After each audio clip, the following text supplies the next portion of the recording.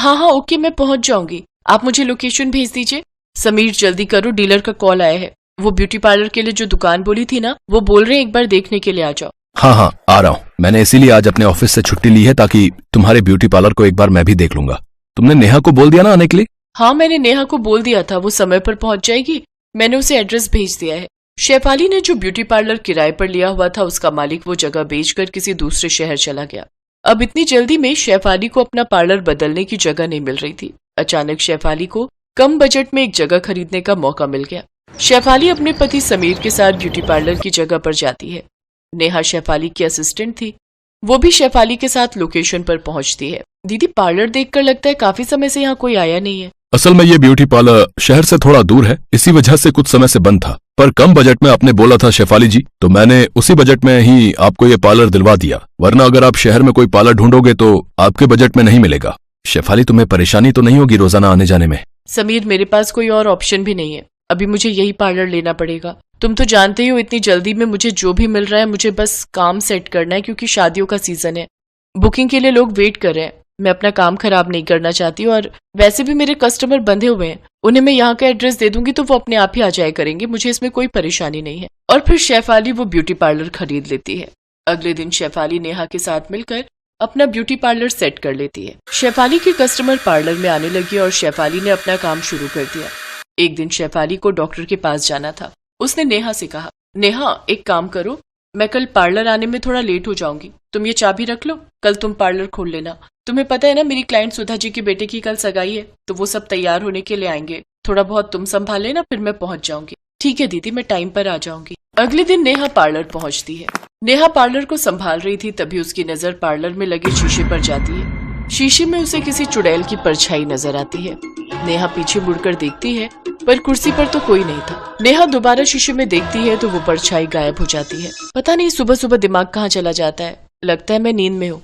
रात को भूतों की पिक्चर देखो तो दिन में भूत ही नजर आते हैं। नेहा अपने आप से बातें कर ही रही थी कि तभी शेफाली आ जाती है। क्या हुआ नेहा, किससे बात कर रही हो? और ये वॉश बेसिन का नल क्यों खुला छोड़ा हुआ है? मैंने तो नल नहीं खोला, ये नल किसने खोला? देखो नेहा, ये इस तरह से तुम्हारा काम करना मुझे पसंद नहीं। अगर यहाँ काम करना है तो ठीक से रहो। सॉरी दीदी। ठीक है, मैं वॉशरूम होकर आती हूँ, तुम ध्यान रखो, क्लाइंट आने वाले होंगे। शेफाली वॉशरूम चली जाती है, पर तभी hello Neha, good morning. Client अभी आई तो नहीं ना? मुझे आने में बहुत देर हो गई। दीदी आप तो बहुत देर के आ चुके हो, आप तो वॉशरूम में थे ना? लगता है तुम्हारी नींद पूरी नहीं हुई, पूरी रात यही सोचती रही होगी कि कब टाइम पर दुकान जाऊं। मैं अभी आई हूँ, मैं वॉशरूम कैसे जा सकती हूँ? खैर छोड़ो, अब मैं वॉशरूम जा रही हूँ। ये कैसे हो सकता है? मैं दिन में कोई सपना नहीं देख सकती, दीदी तो वॉशरूम में थी ना। नेहा परेशान हो गई थी कि वो किसे सच माने और किसे नहीं। तभी शेफाली के चीखने की आवाज आती है। नेहा दौड़ती हुई जाती है। नेहा, यहाँ पहले से ही कोई है, वॉशरूम में कोई है, वॉशरूम का दरवाजा नहीं खुल रहा, पर अंदर से बहुत डरावनी आवाज आ रही है। दीदी मैं आपको बोल रही थी ना कि मैंने आपको देखा है दीदी, यहाँ पर जरूर कोई गड़बड़ है, यहाँ पर कोई चुड़ैल या भूत का साया है दीदी, मुझे तो बहुत डर लग रहा है। तुम रुको, मैं किसी को बुला कर लाती हूँ। शेफाली किसी को बुलाने के लिए बाहर चली जाती है। नेहा बहुत घबराई हुई थी, तभी वो वॉशरूम से शेफाली को बाहर आता देखती है। क्या बात है नेहा, तुम वॉशरूम के बाहर क्यों खड़ी हो? दरवाजा बजा देती, अगर तुम्हें जाना था तो मैं जल्दी बाहर आ जाती। अगर आप अंदर थी तो वो कौन है? नेहा घबराई हुई थी कि तभी उनकी क्लाइंट आ जाती है। नेहा शेफाली क्लाइंट का मेकअप करने में लग जाती है। नेहा अभी भी बहुत घबराई हुई थी, क्योंकि सुबह से उसके साथ जो हो रहा था उसे वो भूल नहीं पा रही थी। वो तो इतना डर गई थी कि वो बार बार शेफाली की तरफ देख रही थी। उसे समझ ही नहीं आ रहा था कि दो शेफाली कैसे हो सकती है। अगले दिन शेफाली ब्यूटी पार्लर पहुंचती है और नेहा को फोन मिलाती है। क्या हुआ नेहा, आज तुम पार्लर नहीं आई? दीदी आज मेरी तबीयत बिल्कुल भी ठीक नहीं है, मैं आज छुट्टी लेना चाहती हूँ, मैं कल टाइम पर आ जाऊंगी। अच्छा कोई बात नहीं, वैसे भी आज कोई मेकअप तो है नहीं, बाकी कोई क्लाइंट आता है तो मैं देख लूंगी। शेफाली पार्लर का काम करने लगती है। इसी बीच कुछ क्लाइंट आते हैं और अपना काम करवा कर चले जाते हैं। दोपहर का टाइम था। शेफाली खाना खाने बैठी ही थी कि तभी उसके मोबाइल पर किसी अननोन लेडी का फोन आता है। शेफाली उससे बातें करने लगती है। जी कोई बात नहीं, आप 5 बजे तक आ जाइए, मैं पार्लर में ही मिलूंगी। शेफाली क्लाइंट का वेट करती है, पर 6 बज चुके थे। जिस क्लाइंट ने फोन किया था वो अभी तक नहीं पहुंची थी। शाम के 6 बज गए, पर अभी तक मैडम नहीं आई जिन्होंने मुझे फोन किया था। क्या करूं, मुझे तो घर पहुंचने में रात हो जाएगी। एक बार उन मैडम के मोबाइल पर फोन करती हूँ। अरे ये नंबर क्यों नहीं मिल रहा, थोड़ी देर और वेट करके देखती हूँ, फिर निकल जाऊंगी। शेफाली उस क्लाइंट का वेट करती है। 7 बज चुके थे, तभी एक लेडी ब्यूटी पार्लर में आती है। जी मुझे आने में देर हो गई, आपको मेरा इंतजार करना पड़ा। मैं बस घर से निकलने में लेट हो गई। ओह अच्छा, आपने ही मुझे फोन किया था। मैंने सोचा आप आओगे नहीं, आपका फोन भी नहीं मिल रहा था, मैं बस घर ही जा रही थी। कैसा मेकअप करवाना है आपको और क्या ओकेजन है मुझे बता दीजिए। वो मेरी सहेलियां एक भूतिया पार्टी कर रही हैं, तो मुझे कोई ऐसा मेकअप दीजिए जिसमें मैं चुड़ैल लगूं। मतलब बिल्कुल मुझे देखकर लोग डर जाएं, ऐसा मेकअप करना कि पार्टी में सब समझे कि मैं असली चुड़ैल हूँ। मैंने ऐसा मेकअप पहले किया तो नहीं है, पर कोशिश करती हूँ। बाकी अजीब सी पार्टी नहीं है, ऐसे चुड़ैल कौन बनता है पार्टी में? मैं बनती हूँ ना, मुझे अच्छा लगता है चुड़ैल बनना। आप मेकअप शुरू कीजिए। शेफाली थोड़ा घबरा जाती है। रात का समय था। शेफाली पार्लर के दरवाजे से बाहर देखती है, उसे कोई भी नजर नहीं आता। सुनसान सड़क थी। वो लेडी शेफाली को अजीब नजरों से देख रही थी। शेफाली ने जब से पार्लर लिया था वो टाइम पर ही घर चली जाती थी, पर आज उसे रात के 9 बज चुके थे। शेफाली लेडी का मेकअप करने में लग जाती है। अचानक उसकी नजर सामने लगे शीशे पर जाती है। वो देखती है कि वो जिसका मेकअप कर रही है वो कोई लेडी नहीं बल्कि एक भयानक चुड़ैल है। शेफाली के हाथ कांपने लगते हैं और वो चीखती हुई पार्लर से भागती है। तभी वो चुड़ैल हवा बनकर पार्लर के शीशे को चीरती हुई गायब हो जाती है। अचानक समीर आ जाता है। समीर पार्लर में चुड़ैल है। समीर घबराओ नहीं शेफाली, मैं आ गया हूँ। मैं बहुत देर से तुम्हारा फोन मिला रहा था पर तुम फोन नहीं उठा रही थी। तुम जल्दी घर चलो, यहाँ रात में ज्यादा देर रुकना ठीक नहीं। मैं घर जाकर तुम्हें सारी बात बताता हूँ। शेफाली समीर के साथ घर जाती है। उसे सच्चाई पता चलती है कि वो ब्यूटी पार्लर तो बहुत सालों से किसी ने भी नहीं खरीदा, क्योंकि वो ब्यूटी पार्लर एक शमशान के ऊपर बनाया गया था और उसके बाद वहाँ कई डरावने हादसे होते रहे। विनोद प्रॉपर्टी डीलर को पुलिस पकड़ लेती है क्योंकि उसने अवैध दुकान को बेचने की कोशिश की थी और वो ब्यूटी पार्लर पुलिस के कब्जे में आ जाता है। शेफाली और नेहा दोनों कुछ दिनों तक बहुत डरी रहीं, पर उन्हें इस बात की तसल्ली थी कि उन्हें उस चुड़ैल के ब्यूटी पार्लर में कोई नुकसान नहीं पहुंचा। शेफाली शहर में ही एक नया ब्यूटी पार्लर किराए पर ढूंढ लेती है। वो फिर से अपना काम शुरू करती है, पर उसे एक सीख मिल गई थी कि कभी भी कोई जमीन जायदाद खरीदने से पहले उस जगह की जांच पड़ताल करना बेहद जरूरी है। विकास शहर से अपनी बाइक द्वारा चंबलपुर गांव लौट रहा था। तभी उसकी नजर रास्ते में पड़े एक विशाल अंडेनुमा वस्तु पर गई। उसने बाइक को रोका और उस अंडेनुमा वस्तु को देखने लगा। ओ तेरे की, ये कहा है बे? लग तो अंडे जैसा रहा है, लेकिन इतना बड़ा अंडा तो आज तक हम देखे नहीं रहे। ये शुतुरमुर्ग का अंडा तो नहीं है? क्योंकि अम्मा बोला करती थी कि शुतुरमुर्ग का अंडा सबसे बड़ा होता है। एक तो अंडे का इतना बड़ा साइज, उस पर से उसका सुनहरा रंग देखकर विशाल के मन में लालच आ गया और वो उसके पास जाकर उसे छूने लगा। लेकिन जैसे ही उसने उसे छुआ उस अंडे का रंग बदलने लगा।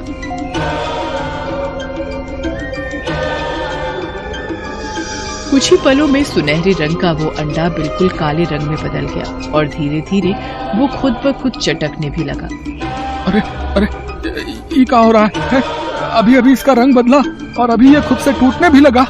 कुछ ही पलों में उस विशालकाय अंडे से पहले 2 पैर बाहर आए। वो पैर बहुत ही भयानक थे। उसके नाखून बहुत बड़े बड़े थे। उन नाखूनों से खून भी टपक रहा था। विशाल ने जैसे उन भयानक पैरों को देखा उसकी घिघी बंध गई। ये तो किसी चुड़ैल का पैर लग रहे हैं। वो ये सोच ही रहा था कि तभी उस अंडे से किसी चुड़ैल की हंसी की आवाज आई और फिर 2 बड़े हाथ उस अंडे से बाहर निकले और उसने विशाल का गला पकड़ लिया। अरे बचाओ, छोड़ो मुझे, छोड़ो। विशाल ने उस हाथ की गिरफ्त से खुद को छुड़ाया और तेजी से भागकर अपनी बाइक के पास गया कि तभी उस हाथ ने उसे बाइक समेत अपनी ओर खींचा। अरे कहाँ ले जा रहे हो मुझे? अरे छोड़ो मुझे। कुछ ही देर में एक भयानक चुड़ैल का चेहरा उस अंडे से झांकता हुआ दिखा। उस चेहरे को देखकर विशाल बहुत डर गया। कुछ पलों में ही विशाल अपनी बाइक समेत उस अंडे में समा गया। थोड़ी देर बाद वो अंडा फिर से जोड़ने लगा और उसका काला रंग हटकर सुनहरा हो गया और फिर वो गायब हो गया। कुछ दिनों बाद की बात है। चंबलपुर गांव के कुछ बच्चे उसी रास्ते के बगल में क्रिकेट खेल रहे थे। राजू गेंदबाजी कर रहा था, लेकिन वो बहुत ही तेज गेंद फेंक रहा था, जिसके कारण मोहन उसकी बॉल को अपने बल्ले से मार नहीं पा रहा था और तो और वो 2 बार आउट होने से भी बचा था। क्या हुआ मोहन? कह रहे थे कि मेरी हर बॉल पर छक्का मारोगे हैं? लेकिन लग रहा है कि अंडा खाकर ही तुम आउट हो जाओगे। उसकी बातों को सुनकर बाकी के बच्चे बबलू, गोपी और टिंकू जोर जोर से हंसने लगे। मोहन को उन सभी की हंसी चुप गई। वो उन्हें गुस्से में घूर कर देख रहा था। तभी राजू ने एक बार फिर मोहन का मजाक उड़ाते हुए कहा, भाई दिक्कत हो रही तो हलवा बॉल फेंकता हूँ, क्यों फेंकू? भाई जितना दम है उतना दम लगाकर बॉल फेंक ले, इस बार तेरी बॉल इतनी दूर जाएगी कि तू देखता रह जाएगा। राजू ने मोहन की ओर मुस्कुराकर देखा और गेंद फेंकने की तैयारी करने लगा। इस बार उसने पहले से भी अधिक तेज गेंद फेंका, लेकिन मोहन ने उतनी ही तेजी से उसकी गेंद पर बल्ले से मारा और फिर गेंद हवा में बहुत ऊंची उड़ते हुए बहुत दूर स्थित झाड़ियों में जा गिरी और खो गई। अरे तूने इतनी जोर से बॉल क्यों मारी? अब खो गई ना बॉल, अब कैसे खेलेंगे हम लोग? तू ही तो बड़ा चैलेंज कर रहा था मुझे। चैलेंज कर रहा था इसका क्या मतलब? बॉल इतनी जोर से मारी कि खोई गई। चल अब मेरी बॉल निकाल, नहीं तो बॉल के पैसे दे। ये क्या जबरदस्ती है, हैं? खेल खेल में तो बॉल किसी के भी खो सकती है ना, हो सकता है कि वो तेरे से ही खो जाती। ये कहकर राजू ने गुस्से में मोहन को धक्का दे दिया। अरे इस तरह तुम लोग लड़ क्यों रहे हो? लड़ने से बॉल तो वापस आने से रही। क्यों ना हम सब मिलकर झाड़ी से बॉल ढूंढने की कोशिश करें, क्योंकि ढूंढने से तो 100% गारंटी है कि बॉल मिल जाए, लेकिन लड़ने से बॉल मिलने की कोई गारंटी नहीं है। उसकी बात सुनकर सभी बच्चे दूर उस झाड़ी के पास गए और बॉल को ढूंढने लगे। तभी राजू जोर से चिल्लाया, अरे भाई, ओए ये देख यार, ये क्या है? इतना बड़ा अंडा। सभी बच्चे उस सुनहरे अंडे को घूरने लगे। भाई ये अंडे जैसा दिख तो रहा है, लेकिन इतना बड़ा अंडा कहाँ होता है यार? मुझे तो ये कुछ और ही लग रहा है यार।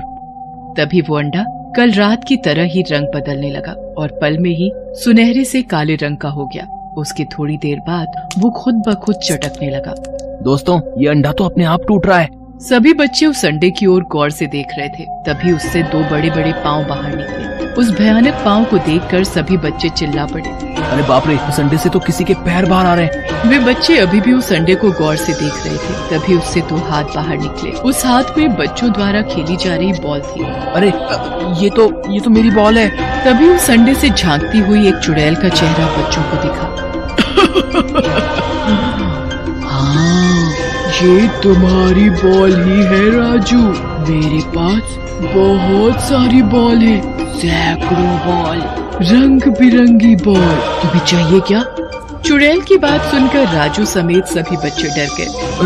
राजू ये कोई चुड़ैल है जो हमें बॉल का लालच दे रही है। हमें यहाँ से भागना चाहिए। मोहन की बात सुनकर सारे बच्चे वहाँ से भागने लगे। नहीं पाए थे, तभी उस अंडे से 2 लंबे लंबे हाथ बाहर निकले और उन्होंने उन बच्चों को पकड़ा। वे बच्चे चिल्लाते रहे और धीरे धीरे कर उस अंडे में समा गए। लेकिन उन सब बच्चों में से एक बच्चा बबलू उस चुड़ैल की नजर से बच निकला और उसने गांव जाकर चुड़ैल के अंडे की बात अपनी माँ से बताई। हे भगवान, ये सब क्या कह रहे हो तुम? चुड़ैल का अंडा, उसमें बच्चे समा गए? हाँ माँ, मैं सच कह रहा हूँ। कुछ ही देर में ये बात जंगल में आग की तरह पूरे गांव में फैल गई। हर ओर चीख पुकार मच गई। सभी अपने अपने बच्चों को लेकर परेशान हो। हमरा गोपी घर नहीं लौटा है चाची, हमरे मोहन का भी कोई पता नहीं है। इसका मतलब बबलू सही कह रहा है, हमारे बच्चे चुड़ैल के अंडे में समा गए हैं। हम उस अंडा को अभी जाकर फोड़ देंगे, लेकिन अपने बच्चे को वापस ला कर रहेंगे। गांव की सारी औरतें अपने अपने घरों से मोटे मोटे डंडे लेकर निकल आईं। उनके साथ गांव के आदमी भी थे। वे सभी बबलू के साथ उसी जगह पर जा पहुंचे जहां वो सुनहरा अंडा उन्हें मिला था। कुछ ही देर में वो सुनहरा विशाल अंडा उन्हें दिखाई दिया। वो रहा वो अंडा, मैं अभी जाकर उसे फोड़ती हूँ। गोपी की माँ गुस्से में उस अंडे की ओर बढ़ती है। तभी उस अंडे का रंग बदलने लगता है और फिर वो धीरे धीरे टूटता है और उससे चुड़ैल का पैर बाहर निकलता है और फिर हाथ। उसके बाद उस चुड़ैल का चेहरा लोगों को अंडे से झांकते हुए दिखता है। मेरे शिकार मेरे पास खुद ब खुद चले आते हैं। सही माया जाल बुनती हूँ मैं इस अंडे के द्वारा। ए चुड़ैल, कौन है तू और क्यों तूने हमारे बच्चों को अपने कब्जे में लिया है? क्या चाहती है तू? मैं ललिया हूँ, ललिया। ललिया नाम सुनकर गांव के सभी लोग चौंक गए। ललिया उन्हीं के गांव की रहने वाली थी और उसका मुर्गियों का फार्म था। ललिया मुर्गी के अंडों का व्यवसाय करती थी और गांव और शहर दोनों के मार्केट में अंडों की सप्लाई करती थी। उसका काम बहुत अच्छा चल रहा था, इसलिए उसने अंडों को ढोने के लिए एक छोटी सी गाड़ी भी खरीद ली थी। इस गाड़ी में पैसे तो बहुत लग गए, लेकिन अब अंडों को ढोने का काम इससे बहुत आसानी से हो जाएगा और एक बार में मैं सैकड़ों दर्जन अंडे सप्लाई कर सकूंगी। लेकिन उसी के गांव में रहने वाले विकास को वो फूटी आंख नहीं सुहाती थी। वो उसकी सफलता से जलता था और बैठे बैठे ही अमीर बनने के सपने देखता था। बहुत पैसा कमा रही है ये अंडों का काम करके। है अगर मैं इसे मार दूं तो इसका पूरा का पूरा धंधा मेरा होगा, है कि नहीं? और इसकी पूरी की पूरी कमाई भी। एक दिन ललिया मुर्गियों के अंडे शहर में सप्लाई करने अपनी गाड़ी से जा रही थी, लेकिन उसे पता नहीं था कि विकास ने उसकी गाड़ी का ब्रेक फेल कर दिया है। वो अपनी धुन में जा रही थी, तभी एक जानवर उसकी गाड़ी के आगे आ गया। उसने ब्रेक लगाया, लेकिन अरे ये गाड़ी क्यों नहीं रुक रही और ये ब्रेक क्यों नहीं लग रहे? ललिया ने बहुत कोशिश की लेकिन गाड़ी नहीं रुकी और उसका भयानक एक्सीडेंट हो गया और वो वहीं मर गई। उसके सारे अंडे भी गिरकर टूट फूट गए। ललिया मरते ही चुड़ैल बन गई और उसकी आत्मा उन गिरे अंडों में प्रवेश कर गई और पल में ही उन अंडों का आकार विशालकाय हो गया। मैंने विकास से अपना बदला ले लिया और खामोशी से सो गई, लेकिन उस दिन इन बच्चों ने इतनी जोर से बॉल को मारा कि बॉल मेरे अंदर प्रवेश कर गई। अब मैं किसी को नहीं छोड़ूंगी, किसी को नहीं। ललिया, तेरे साथ जिसने बुरा किया उसे तो तूने मार दिया, अब इन बच्चों के पीछे क्यों पड़ी हो? बच्चे तो भगवान का रूप होते हैं, इन्हें मार दोगी तो फिर तुझे कभी मुक्ति नहीं मिलेगी, कभी नहीं। उनकी बातों को सुनकर ललिया को अपनी गलती का एहसास हुआ। वैसे भी उसका बदला पूरा हो गया था और वो मुक्त होना चाहती थी, इसलिए उसने सारे बच्चों को मुक्त कर दिया। जैसे ही उसने बच्चों को मुक्त किया, एक जोरदार विस्फोट उस अंडे में हुआ और उससे ललिया की आत्मा बाहर निकलकर आसमान में विलीन हो गई। हेलो दोस्तों, कैसे हैं आप सब? हमारी कहानियाँ देखने के लिए हमारे चैनल को सब्सक्राइब कीजिए और हाँ, बेल आइकॉन पर क्लिक करना मत भूलिएगा।